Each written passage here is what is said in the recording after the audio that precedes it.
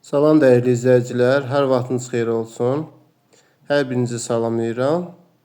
Biz bundan əvvəlki dərsimizdə Time 2025 sınaq test toplusundan ümumi 9 test toplusunun 20-yə qədər olan sualların izahatı ilə tanış etmişdik. Və buradan da bəzi suallar olmadığına görə 26-cı sualdan başlayırıq. Hadisələri toplayaraq Azərbaycan Respublikasının mədəni sahəsində keçmiş islahatları müəyyən edin. Səfəvilərin Çuxursədi Osmanlılardan azad etməsi, Roma İmperiyasının 2-yə parçalanmasının üzərinə gəlsək, alınan nəticə nə olacaq? Burada ilk öncə hesablamalıyıq. Çuxursədi azad etməsi, Səfəvilərin Çuxursədi azad etməsi 1604-cü ilə aiddir. Onun üzərində Roma İmperiyasının 2-yə parçalanması 395-ci ilə aiddir. Deməli, burada hesablayanda 1999-cu ilə aiddir. Burada indi qeyd edirik ki, 1999-cu ilə aid olan mədəni sahədə keçirilən islahatlar. Məsələn, bələdiyyə sahəsində keçirilən islahatlar 1999-da keçirilir, lakin mədəni islahata aid deyil, ona görə A uyğun deyil. Torpaq islahatı haqqında qanun 1996-cı ilə aid olduğuna görə götürmürük. Heydər Əliyev Fondunun yaradılması 2004-cü ilə aiddir. Təhsil haqqında qanunun qəbul edilməsi. Təhsil haqqında qanun 2009-cu illədir. B-də aid deyil. Təhsil islahatı haqqında deməli dövlət proqramının qəbul edilməsi. Doğru cavabımız təhsil islahatı haqqında dövlət proqramının təsdiq olunması. Doğru cavabımız Y variantı olar. 27-ci sualda Azərbaycanda əhalinin təbəqələşməsinin mülki bərabərsizliyin dəyinləşdirdiyini sübut edən Kurqan qəbirlərinin yerləşdiyi bölgəni müəyyən edin.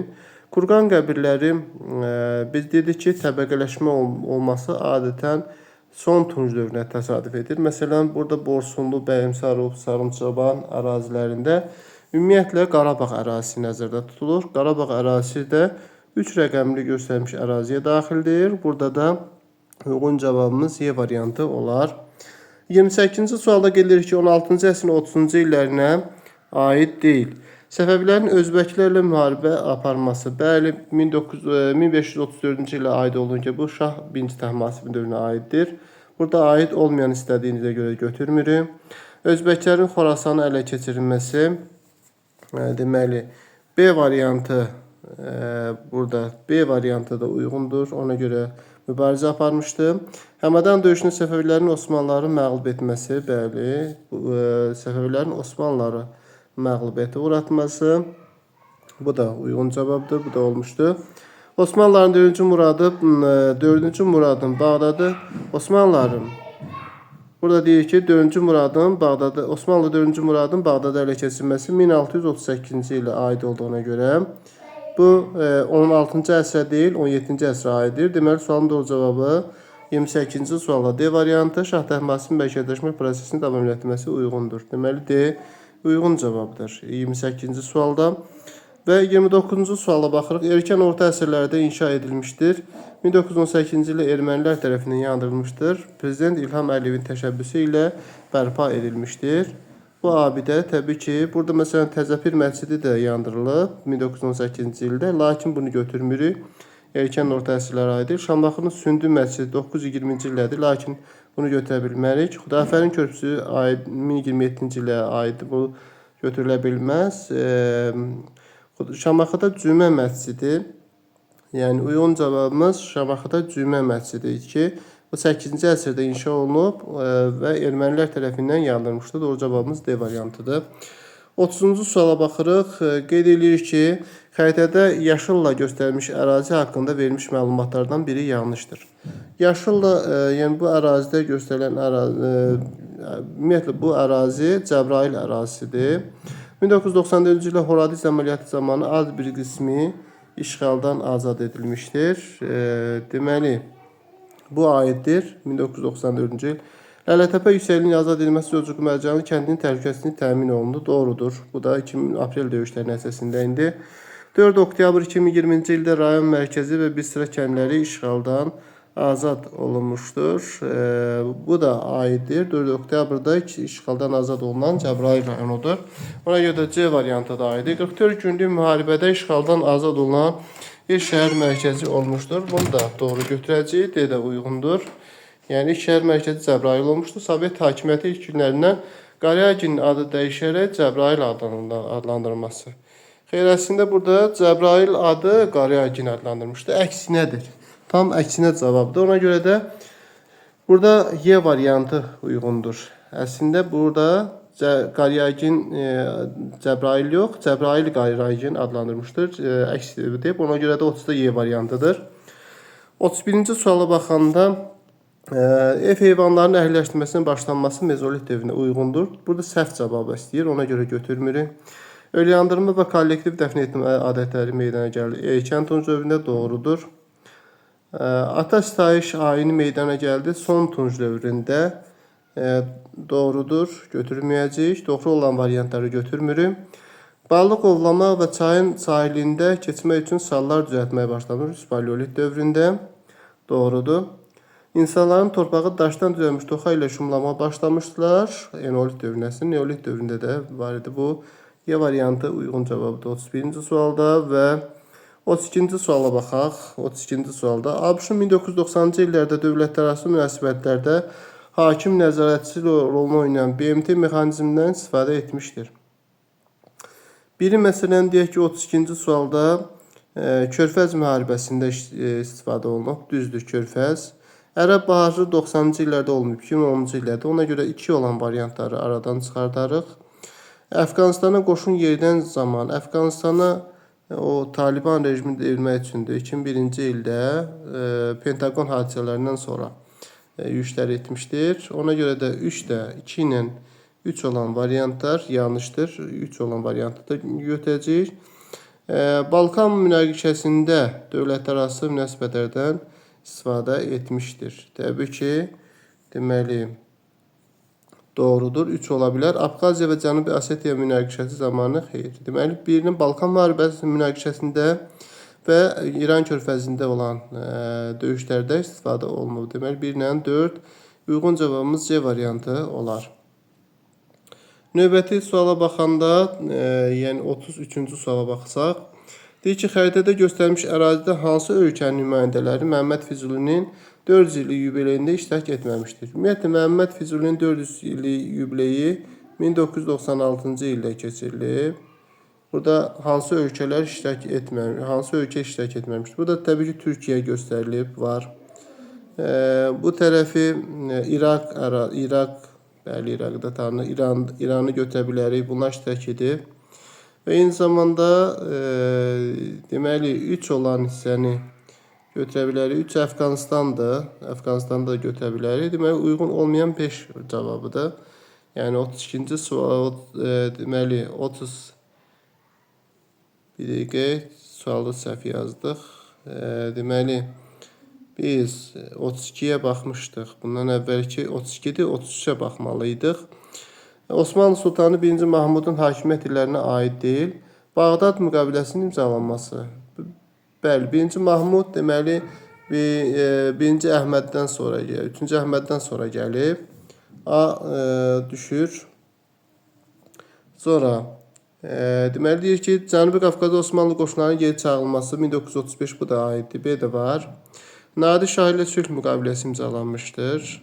Deməli Nadir Şahla sülh müqaviləsi imzalayıb, düzdür. Cavad xanın onun sarayına nümayəndə heyəti göndərilməsi bu səhvdir.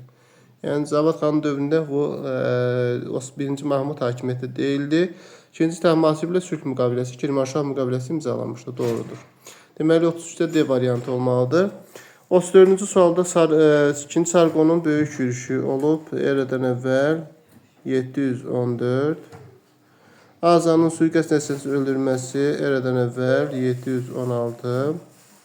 Aşurbanipalın İzurtun dağıtması eradan əvvəl 650. İkinci Sarqonun İzurtunu dağıtması eradan əvvəl 716. Urartunun Mannaya təcavüzü tamamilə son qoyması eradan əvvəl 714-cü ilə aid olduğuna görə. İndi biz bunları uyğunlaşdırırıq. Əvvəlcə təbii ki, böyük rəqəmdən başlayacağıq. 716. Deməli, Azanın suiqəst nəticəsində öldürülməsi əvvəlcə 2 olmalıdır. 2 olmalıdır. Sonra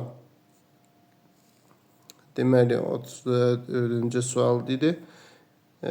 2 olmalıdır. Deməli 2.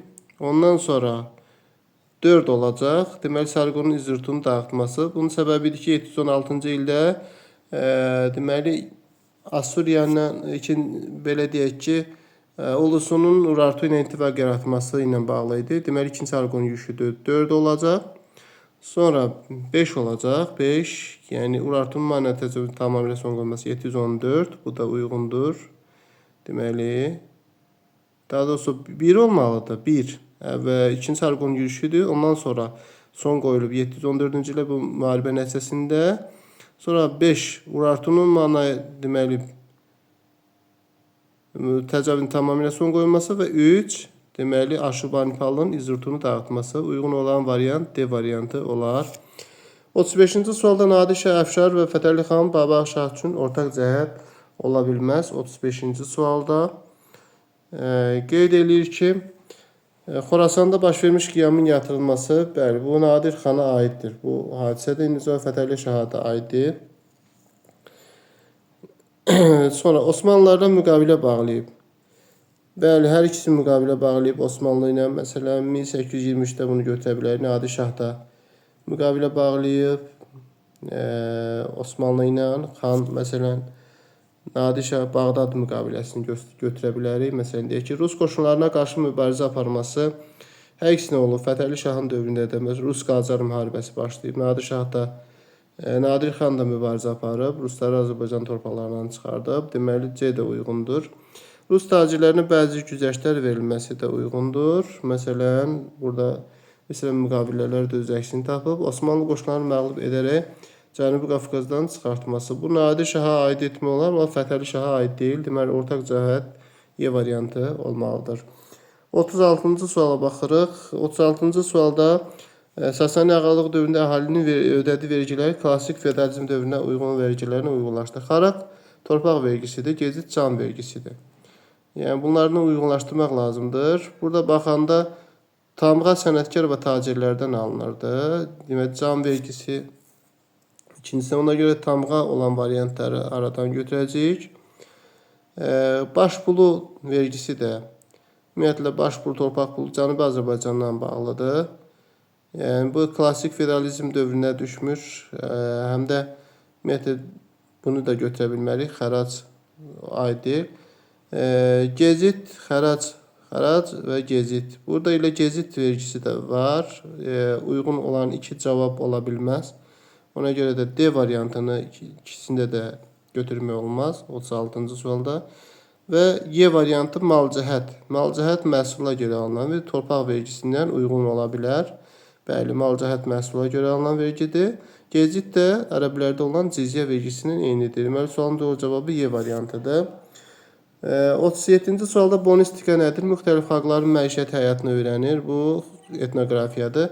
Kağız pulların nişanlarının çap edilməsini və dövriyyəsini öyrənir. Bəli, kağız pulları. Bu da D variantı. Daha bir dəqiqə. Kağız pullarının çap edilməsini və dövriyyəsini öyrənir. Deməli, 37, bəli, düzdür. B bəndi olmalıdır. 37-ci sualda kağız pullarının nişanlarının çap edilməsini və dövriyyəsini öyrənir. Metal pul zərbi və tədavülün tarixini öyrənir. Deməli, metal pul tədavülün tarixini öyrənir. Bu numizmatika olar. Misirdə əksəriyyət təşkil papirus üzərində yazılı mətnlərin öyrənməsi, yazılı mətn, məsələn, epiqrafiya, yazılı mətnlərin öyrənməsi ola bilər. Baş vermiş hadisənin zaman ardıcılığı ilə öyrənən xronologiyadır, uyğun deyil. Deməli, 37-də B variantı olar. Və 38-ci suala baxanda, 38-ci sualda xəritədə göstərilmiş ərazidən hansı ölkə nümayəndəsi Məhəmməd Füzulinin 400 illik yubileyində iştirak etməmişdir? Bayaq sadaladığımız kimi burada qeyd elədik ki, burada Türkiyə Respublikası vardı. Məsələn, 1996-cı ildə keçirilib Məhəmməd Füzulinin 400 illik yubileyi. Burada deməli 4-də İraq ərazisi, 4-ü də götürə bilərik. Sonra İran olub, Əfqanistan olub. Burada Pakistan iştirak eləməyib. Ona görə də A variantı olar 38-də. A uyğun cavabdır. 39-cu sualda daha əvvəl olmuşdur. Kütül-Amara döyüşü. Kütül-Amara döyüşü 1916. Sonra A'da olsun 1916. B. Tannenburg oldu 1914 avqust ayında. Gümrü 1807. 1807. Marna D. Marna 1914. Sommam Y 1916'dır. Burada aydınca görebilirik ki daha əvvəl baş verən Gümrü döyüşüdür. Yəni C uyğun cavab olur. Burada C Gümrü döyüşü uyğun cavab olur.